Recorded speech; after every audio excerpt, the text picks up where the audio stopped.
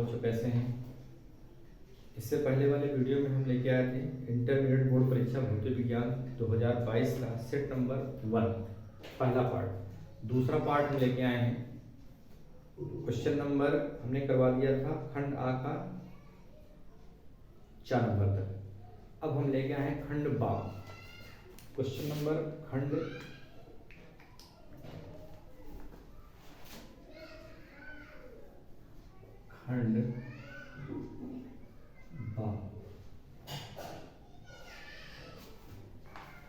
Question आपको अंसार से मिल ही जाएंगे, अंसार से देख लेना क्वेश्चन, बाकी सॉल्यूशन हम इसमें लगा ही दे रहे हैं। क्वेश्चन नंबर खंडवा का 2 का है, 2 का है। क्वेश्चन कह रहा है कि एक अल्फा कण 15×10⁴ न्यूटन प्रति कूलाम विद्युत क्षेत्र में स्थित है, उस पर लगने वाले बल की गणना कीजिए। जो डाटा दिया गया वो नोट कर लेते हैं। दिया गया है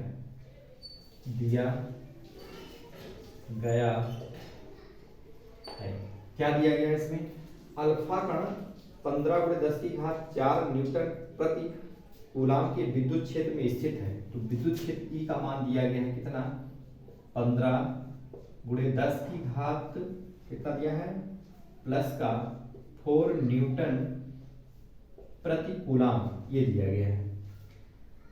उस पर लगने वाले बल की गणना करो। लगने वाले बल की गणना हमको निकालना है। और इसमें दिया गया है एक चीज और नहीं दिया, अपने पास रख लेते हैं कि इलेक्ट्रॉन का आवेश होता है 1.6 × 10⁻⁹ कूलाम। ठीक, और तुम्हें पता है कि चूंकि अल्फा कण पर आवेश पूछ रहा है, इसलिए अल्फा कण पर आवेश जो होता है, अल्फा कण पर आवेश वो 2 इलेक्ट्रॉनों के आवेश के बराबर होता है। तो बराबर हो जाएगा 2e बराबर 2 × इसका मान होता है 1.6 × 10⁻⁹ बराबर 16 दूनी 32, 3.2 × 10⁻⁹ कूलाम। ठीक, अब चूंकि फार्मूला एक है कि लगने पूछ क्या रहा है, इसमें पूछ रहा है कि उस पर लगने वाले बल की गणना करो। तो तुम्हें पता है कि लगने वाला बल बराबर होता है Q × E। ठीक, तो लगने वाला बल F बराबर Q का मान कितना है, 3.2 × 10⁻⁹ इंटू विद्युत क्षेत्र कितना दिया है, 15×10⁴। ठीक, अब इसको आगे जब हल करेंगे तो हो जाएगा कितना, 15 गुणा करो, 15 दूनी 30, 0 हासिल आवा 3 और 15 तिया 45 और 3 48, एक अंक दशमलव इंटू 10⁻⁻का 15, 4 निकल गया, 19 से निकल गया माइनस कितना बचा 15। ये हाँ, इसको तो हल करेंगे थोड़ा सा, तो ये हो जाएगा 4.8 × 10⁻⁻40 इतने न्यूटन। ये आंसर है। ठीक, पहले पार्ट का नोट करो।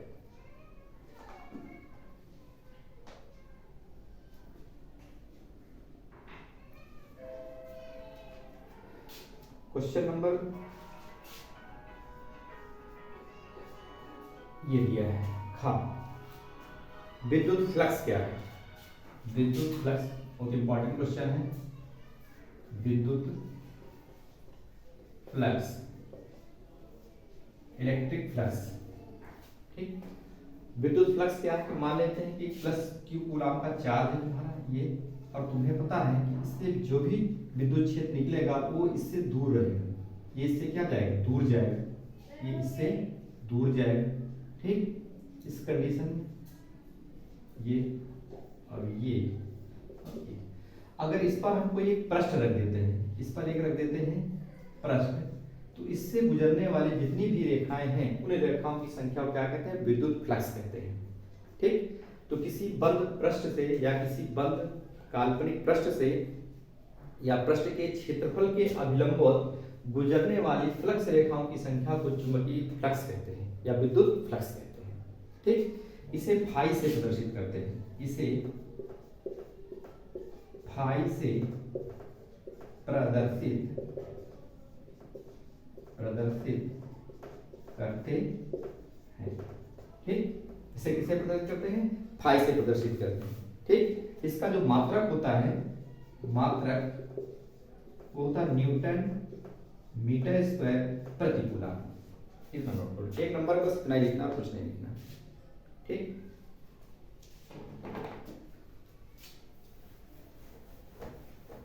उसके बाद नेक्स्ट क्वेश्चन है,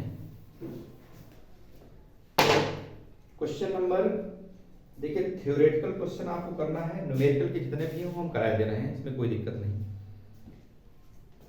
क्वेश्चन नंबर दो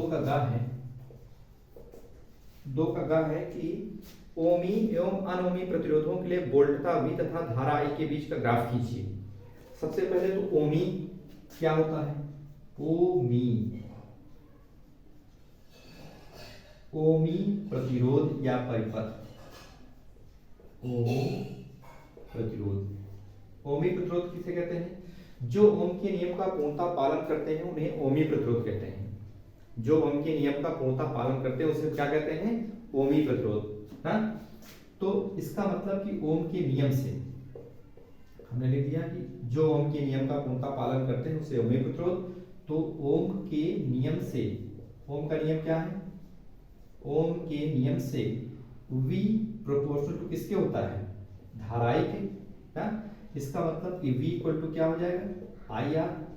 ठीक, या V अपान I इक्वल टू हो जाएगा प्रतिरोध, जहां R क्या है, एक नियतांक है जिसे हम प्रतिरोध कहते हैं। ठीक, तो V अपान I का मान कितना है, निश्चित है, नियत है। ठीक, अगर इनके बीच का हम ग्राफ खींचे, V और x अक्ष है, ये y अक्ष है, ये कितना है V और ये कितना है I, इनके बीच का अगर हम ग्राफ खींचते हैं तो हमें एक सरल रेखा प्राप्त होती है। इसका जो ढलान होता है वो हमें एक सरल रेखा प्राप्त होती है, सरल रेखा प्राप्त होती है, ये इसका ढाल है। ये कह रहा ग्राफ खींचो। दूसरा इसी का पार्ट है कि अनओमी प्रतिरोध किसे कहते हैं, अनओमी प्रतिरोध किसे कहते हैं, अनओमी प्रतिरोध। ठीक, जो ओम के नियम का पूर्णतः पालन नहीं करते उसे हम अनओमी प्रतिरोध कहते हैं। जो ओम के नियम का पूर्णतः पालन नहीं करते उसे हम क्या कहते हैं, अनओमी प्रतिरोध कहते हैं। ठीक, ये लिख लीजिएगा, हम बोले दे रहे हैं जो ओम के नियम का पूर्णतः पालन नहीं करते उसे हम क्या कहते हैं, अनओमी प्रतिरोध कहते हैं। ठीक, तो यहाँ पे क्या होता है, जैसे V अपान I इक्वल टू कितना है, R के ना, तो इसका मतलब क्या है कि डेल्टा R प्रतिरोध में परिवर्तन हो रहा, डेल्टा R बराबर delta V upon delta I के। ठीक, इसमें परिवर्तन हो रहा है। जब इनके बीच का हम ग्राफ खींचते हैं, ग्राफ, तो सबसे पहले वोल्टेज x अक्ष है, ये y अक्ष है, इसका मतलब कि ये V है, ये धारा I है।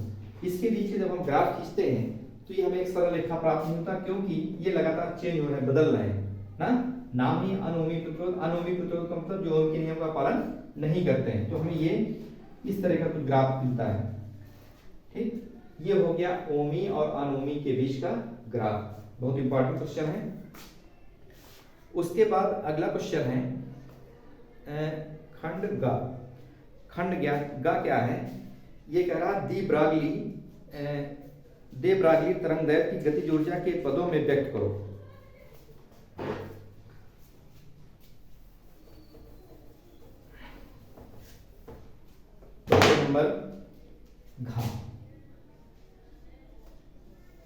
क्वेश्चन नंबर घ है कि दे ब्रागली तरंगदैर्घ्य को गतिज ऊर्जा के पदों में व्यक्त करो। दे ब्रागली तरंगदैर्घ्य, अब तुम्हें पता है कि दे ब्रागली जो तरंगदैर्घ्य है लैम्डा बराबर होता है h अपान p के। इक्वेशन नंबर फर्स्ट ये होता है h अपान p के। ये दे ब्रागली तरंगदैर्घ्य है लैम्डा बराबर h अपान p, जहां क्या है, h क्या है, प्लांक नियतांक है, जहां h प्लांक नियतांक है,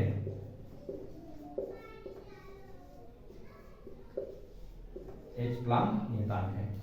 अब गतिज ऊर्जा के बराबर, गतिज ऊर्जा के बराबर फार्मूला क्या होता है, 1/2 mv²।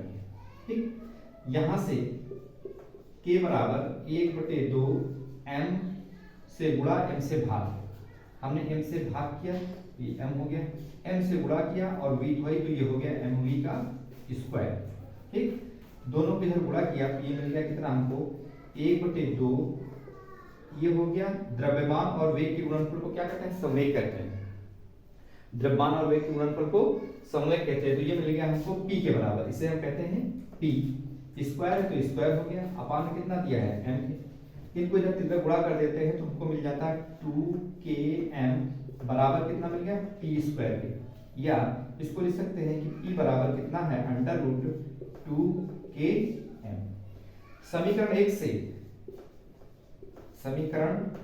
1 से ये क्या है कि लेम्डा बराबर कितना है h/p, h हो गया प्लांक की तान बटे p की वैल्यू कितनी है √2km।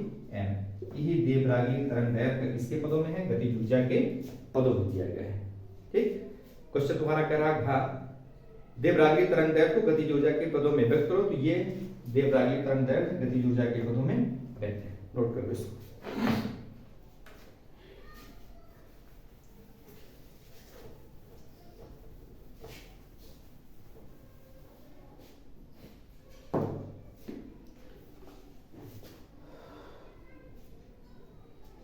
उसके बाद इसका अंगा पार्ट है, ये पार्ट है अंगा। ठीक, बहुत ही महत्वपूर्ण न्यूमेरिकल है। थ्योरेटिकल पोर्शन हम इसलिए नहीं करा रहे हैं, थ्योरेटिकल जितना भी पोर्शन आप पढ़े। ठीक, अगर इसमें किसी भी समस्या आती है तो आप हमको बताइएगा, हम थ्योरेटिकल पोर्शन करवा देंगे। हम न्यूमेरिकल का जितना भी पार्ट है हम सब करवा दे रहे हैं।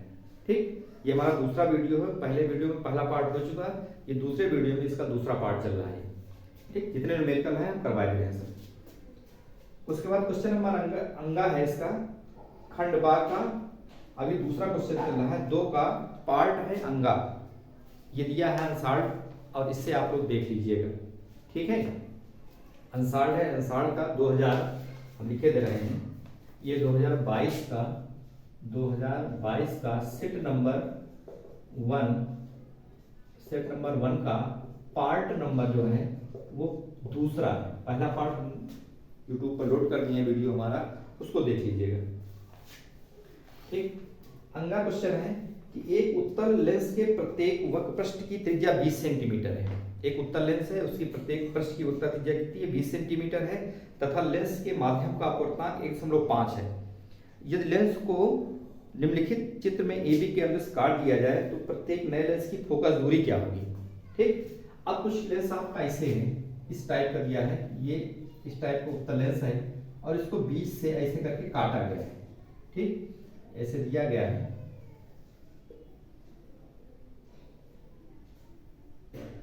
ठीक, ये AB के अंदर इसको जो है A है और ये B है, AB के अंदर काट दिया गया और काटने से हमें जो प्राप्त होगा ऐसे आकृति प्राप्त होगी, ऐसे करके ये आकृति प्राप्त होगी। तो ये जो है वो हमारा समतल दर्पण मिल रहा है। ये क्या मिल रहा है, समतल दर्पण, और ये जो है उत्तल लेंस का दूसरा पृष्ठ है ये। तो समतल दर्पण की जो वक्रता त्रिज्या होती है ये हो जाएगी R1 समतल दर्पण की वक्रता त्रिज्या क्या होती है, अनंत होती है। समतल दर्पण की वक्रता त्रिज्या क्या होती है, अनंत। अब दूसरे वाले पृष्ठ की वक्रता त्रिज्या R2 कितनी होगी, ये हम आपको बता रहे हैं। R2 कितनी है, इसमें दिया है 20 सेंटीमीटर। दोनों पृष्ठ की, यानी इस पृष्ठ की और इस पृष्ठ की वक्रता त्रिज्या कितनी थी 20 सेंटीमीटर, लेकिन इसको 20 से काटा गया। जब काट देते हैं तो ये बन जाता है समतल और ये हो जाता है उत्तल। इसलिए समतल जो है लेंस, उसकी जो है वक्रता त्रिज्या क्या होती है, अनंत होती है। R2 की कितनी हो गई, वो 20 सेंटीमीटर माइनस चिन्ह के साथ। माइनस क्यों लिया गया, क्योंकि गोला ये वाला जो पोर्शन है यहाँ दिखा रहे हैं आपको, ये ऐसे कर बना है। इसको इसका जो गोला होगा इधर ऐसे पूरा होगा, ऐसे करके गोला पूरा हो जाएगा इसका। तो इसका केंद्र कहाँ होगा, इधर ही है। और ये नियम है, ये इसकी मुख्य अक्ष होगी ये। ठीक, कहने का मतलब सभी दूरियां दर्पण के ध्रुव P से नापी जाती हैं, तो इधर की जितनी भी दूरी होगी वो माइनस चिन्ह के साथ और इधर की जो दूरी होगी वो प्लस चिन्ह के साथ मानी जाएगी। ये चिन्हों की परिपाटी का नियम है। ठीक, निर्देशांक के चिन्हों की परिपाटी है कि दर्पण के ध्रुव से जितनी भी दूरियां इस तरफ ली जाती हैं वो धनात्मक चिन्ह के साथ, और इधर की जितनी भी दूरियां हैं वो ऋणात्मक चिन्ह के साथ, ऊपर की ओर दूरियां धनात्मक, नीचे की ओर ऋणात्मक चिन्ह के साथ ली जाती हैं। इसलिए इसकी जो वक्रता त्रिज्या होगी इधर पूरी होगी तो कहीं पे ये होगा केंद्र है, इसको मिलाने वाली रेखा ये क्या है, त्रिज्या कहलाएगी, ये पोर्शन। ठीक, इसलिए इधर की ओर क्या है, माइनस चिन्ह के साथ। ठीक, इसको मिटा देते हैं। दोनों चीज क्लियर हुई। इसका अपवर्तनांक कितना दिया है, कह रहा है कि लेंस के पदार्थ का जो अपवर्तनांक है वो कितना दिया है, 1.5 दिया है। ये अपवर्तनांक n बराबर कितना दिया है, 1.5 दिया गया है, ये दिया है। ठीक, फिर करा नए लेंस की फोकस दूरी क्या होगी, हमें फोकस दूरी की गणना करनी है। ठीक, अब इसमें एक लेंस का फार्मूला आता है। अब हमें पता है कि 1/f equal to n minus 1 और 1/r1 माइनस 1/r2, ये फार्मूला होता है लेंस मेकर फार्मूला, बहुत इंपॉर्टेंट फार्मूला है। 1/f equal to n minus 1/r1 minus 1/r2 करके दिया है। ठीक, इसी से रख देते सारे मान निकल आते हैं।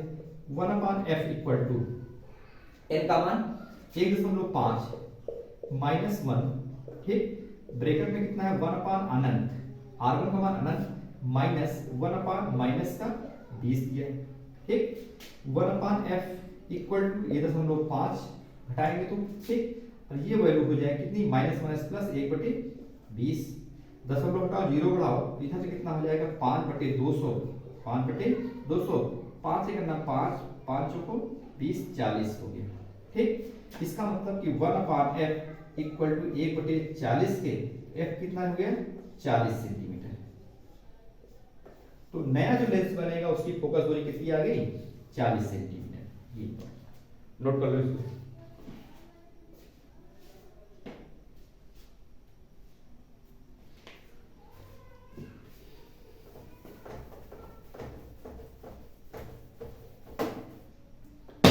इसके बाद बहुत जल्दी बेटा हम महत्वपूर्ण प्रश्नों की सीरीज लेके आने वाले हैं जो परीक्षा की दृष्टि से बहुत ही महत्वपूर्ण है, विशेषकर उन बच्चों के लिए बनाई गई है जो 2023 में बोर्ड परीक्षा देने वाले हैं। ठीक है, तब तक आप इसको नोट करिए। हम अगला क्वेश्चन बताते हैं। 2 का चा पार्ट, 2 का ये चा पार्ट है, चा पार्ट। ठीक, क्वेश्चन नंबर खंड बा का प्रश्न नंबर 2 का चा पार्ट है। इसमें देखो क्या दिया गया है कि एक उत्तेजित हाइड्रोजन परमाणु के इलेक्ट्रॉन की ऊर्जा, इलेक्ट्रॉन की जो ऊर्जा होती है वो होती है En। En का मान कितना दिया गया है, इसमें दिया गया माइनस का 3.4, ये दिया गया है इलेक्ट्रॉन वोल्ट eV करके। ठीक, फिर आगे क्या दिया गया है कि इलेक्ट्रॉन का कोणीय संवेग ज्ञात करो। इलेक्ट्रॉन का कोणीय संवेग L कहलाता है, ये हमको निकालना है। mvr या L दोनों की चीज है। दिया गया है nवीं कक्षा में इलेक्ट्रॉन की जो ऊर्जा है वो इतने वोल्ट है।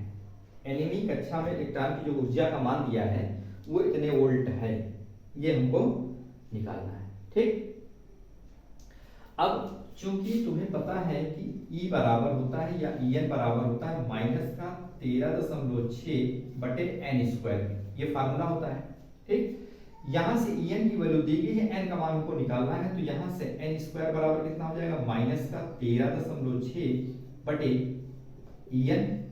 En की वैल्यू कितनी दी गई है, माइनस का 13.6/En का मान कितना दिया गया, माइनस का 3.4 ना, माइनस से माइनस कटा। ठीक, ये लगभग जाएगा 4 टाइम्स 1 और ये 4 टाइम्स, तो लगभग n² बराबर कितना हो गया 4 के, तो n बराबर कितना निकला 2 के, n का मान निकल आया 2। ठीक, जब n का मान 2 निकल आया तो हमें चाहिए क्या है, ये पूछ रहा है कि इलेक्ट्रॉन का कोणीय संवेग ज्ञात करो। इलेक्ट्रॉन का कोणीय संवेग, तो इलेक्ट्रॉन का कोणीय संवेग,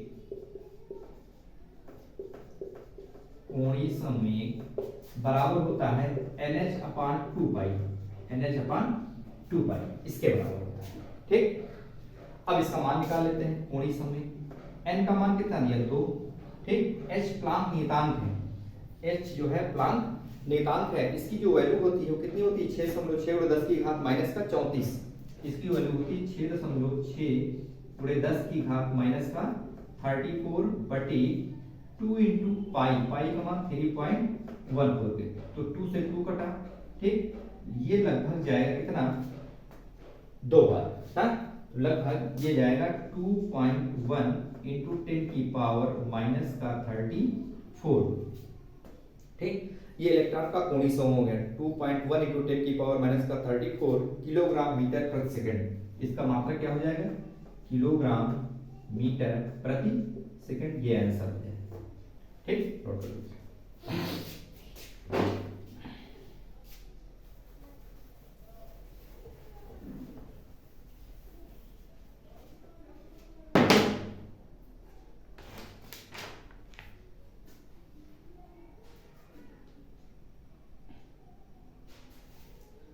उसके बाद ये है खंड 7।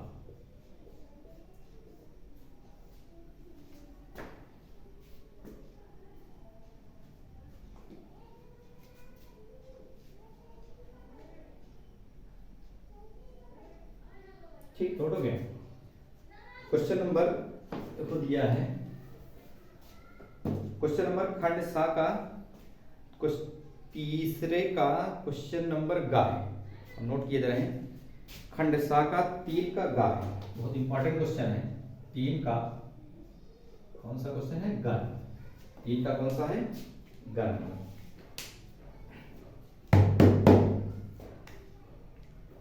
ठीक, इसमें कह रहा है प्रकाश के किन्हीं दो स्रोतों के मध्य 24 सेंटीमीटर की दूरी है। एक प्रकाश का स्रोत है, कि मान लेते हैं कि एक स्रोत ये है और दूसरा स्रोत ये है, ठीक। ये कितना दिया है, O1 O डैश O, इसका नाम रख देते हैं बच्चे, और इसका नाम रख देते हैं O डैश, ये, ठीक। दो प्रकाश स्रोत दिए गए हैं, ठीक, जिनके बीच की दूरी कितनी दी गई है, 24 सेंटीमीटर।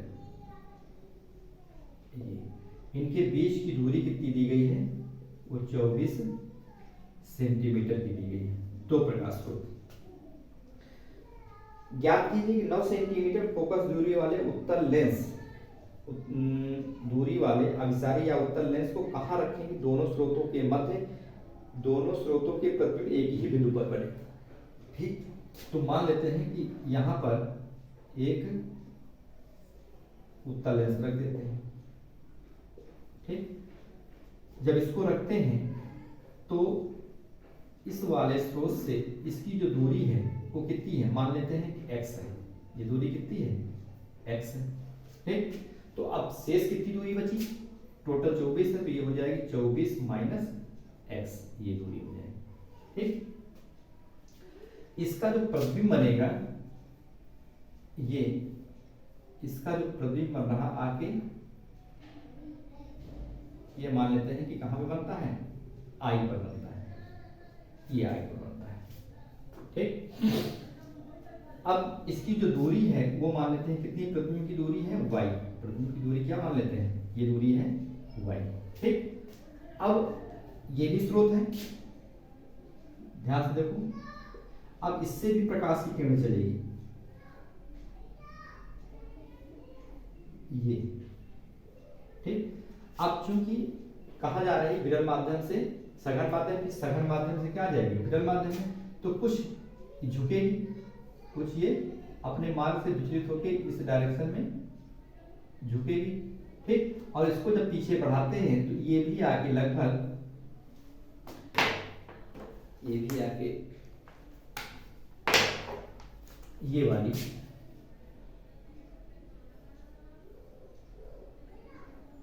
इस डायरेक्शन में मुड़ जाती है, और इसको जब हम पीछे बढ़ाते हैं तो ये आके इसका भी प्रतिबिंब कहाँ पे बन जाता है, I पर, ये प्रतिबिंब बन जाता है, ध्यान से देखो, ठीक। इसका भी प्रतिबिंब कहाँ बन जाता है, I पर बन जाता है, ठीक। इसको एक बार और समझ लो। ये दो प्रकाश स्रोत हैं, एक तो प्रकाश स्रोत O है, दूसरा O डैश है, ठीक। इसको थोड़ा सा नजदीक कर देते हैं इसके पास में। ये O और O डैश दो प्रकाश स्रोत हैं, O और O डैश दो प्रकाश स्रोत हैं, और यहाँ पर एक उत्तल लेंस रखा हुआ है, उत्तल लेंस रखा हुआ है। ठीक, उत्तल लेंस जब रखते हैं तो कह रहा है कि इसको इस प्रकार से सेट करो, इसकी फोकस दूरी कितनी 9 सेंटीमीटर, और यहां से जब प्रकाश की किरण चलती है बच्चा देखो ध्यान से कि इसका जो प्रतिबिंब कहां बनता है आई पर। ठीक, अब दूसरा प्रकाश स्रोत ए बी, यहां से प्रकाश की किरण गई, यहां से विलंब तो सघन, सघन से फिर विलंब ना, अगर से दूर हटेगी, इस डायरेक्शन में थोड़ा सा झुक जाती है, और जब निकलती है पीछे बढ़ाते हैं तो कहां पर काटती है, बिंदु आई पर, इसका भी प्रतिबिंब नहीं बनता है। ये सवाल कर रहा है दोनों के प्रतिबिंब ऐसा सेट करो लेंस को कि दोनों के प्रतिबिंब एक ही स्थान पर बने। ठीक, तो प्रतिबिंब दोनों के प्रतिबिंब कहां पर बने, दोनों एक ही बिंदु पर बने। लेंस को कहां रखें, ठीक, तो मान लेते हैं कि लेंस को x ओ से x दूरी पर रखते हैं। ठीक, या तो इसको 24 माइनस x दूरी पर रखते हैं। तो सबसे पहले निकाल लेते हैं कि स्रोत, इसका जो दिया है स्रोत O के लिए, स्रोत O के लिए, पहले स्रोत O के लिए वस्तु की दूरी कितनी दी गई, इसमें फोकस दूरी इसमें ऑलरेडी दी गई कितनी 9 सेंटीमीटर, फोकस दूरी कितनी दी गई है 9 सेंटीमीटर। पहले स्रोत के लिए देखते हैं तो इसमें जो वस्तु की दूरी है u बराबर कितना दिया है, u बराबर x इधर रखी है इसलिए माइनस चिन्ह के साथ। ठीक, प्रतिबिंब कहां बन रहा है, y पे बन रहा है, इसका जो प्रतिबिंब कहां पे बन रहा है, सॉरी v बराबर कहां पे बन रहा है, इस वाली वस्तु का प्रतिबिंब कहां बन रहा है, इतनी दूरी पर, ये y पर, प्लस इसलिए क्योंकि प्रतिबिंब इधर बन रहा है इसलिए। ठीक, तो लेंस के सूत्र से क्योंकि हमें पता है कि 1/f equal to 1/v minus 1/u से, ठीक, इसकी वैल्यू कितनी है 1/9 बराबर 1/v का मान कितना है y के, माइनस 1/u का मान कितना माइनस x के, माइनस माइनस क्या हो जाएंगे प्लस, दोनों हो जाएंगे, माइनस माइनस प्लस हो जाएंगे। ठीक, यहां से 1/y की वैल्यू अगर हम निकालना चाहें तो कितना हो जाएगा, बोलो बच्चा 1/9 माइनस 1/x के ना, x को यहीं पर है तो इसको इधर ले जाओ, इसको इधर ले आओ, ये हो गया समीकरण नंबर 1। इस तरीके से हमारा जो पहला समीकरण बना गया कि 1/f इक्वल टू या 1/y इक्वल टू कितना बना 1/9 माइनस 1/x के समीकरण नंबर 2। फिर पुनः स्रोत o डैश लेते हैं, पुनः स्रोत o डैश के लिए, पुनः स्रोत o डैश के लिए, जब o डैश लेते हैं तब थोड़ा सा मिटा दे बच्चे,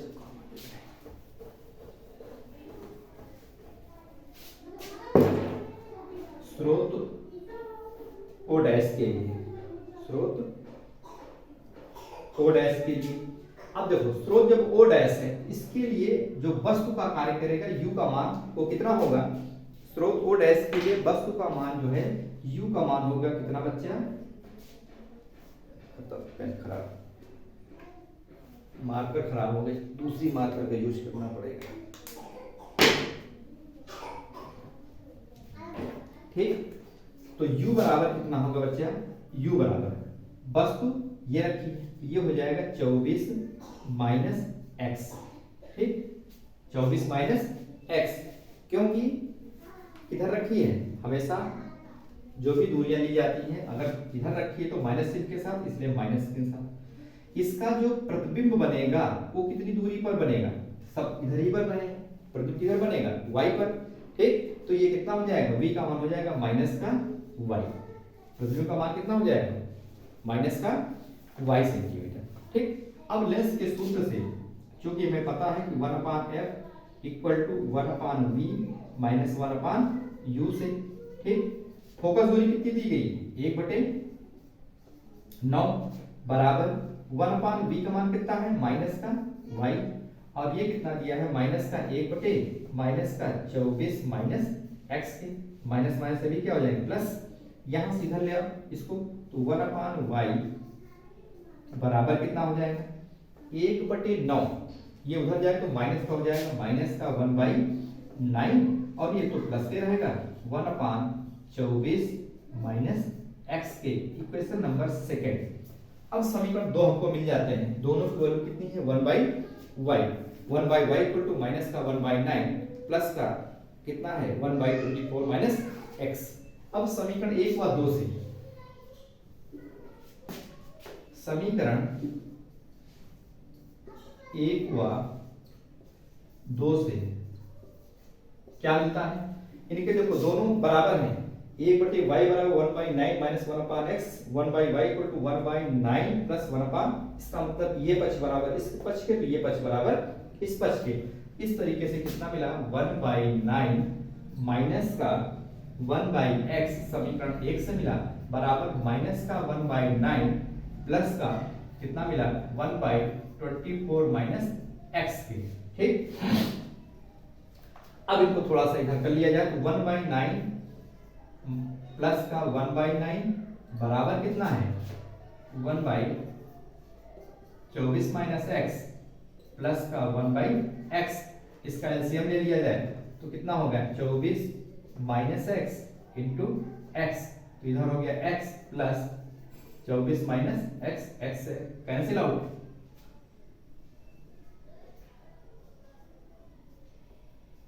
x।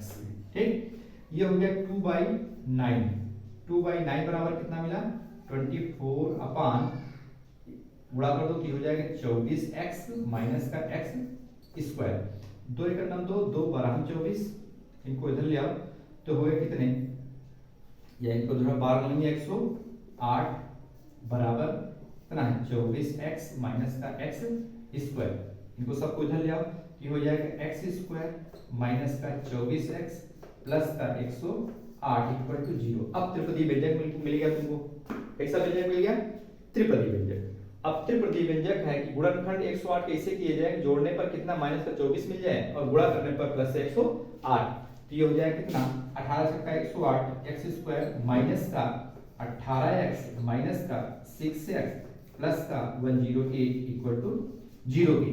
हाँ, 18 से कितने होंगे 24 और गुणा करेंगे तो 18 छक्का 108 मिल जाएंगे, एक ब्रैकेट मिला कितना है कॉमन लें तो ये हो जाएगा x माइनस 18, यहाँ से माइनस 6 कॉमन ले तो x माइनस 18 इक्वल टू 0, एक ब्रैकेट में आ गया x माइनस 6, दूसरे में आ गया x माइनस 18 इक्वल टू 0 ना। s की जो वैल्यू निकल के आएगी इफ x इक्वल टू 6, तो ठीक x equal to x minus 6 equal to 0, x बराबर 6 या x बराबर कितना आ जाएगा 18, ठीक, या x बराबर कितना 18 तो x बराबर कितना आ जाएगा 6, इन दोनों वैल्यू में एक वैल्यू हो जाएगी। ठीक, कितनी दूरी पर रखेंगे ये क्वेश्चन होगा हमारा।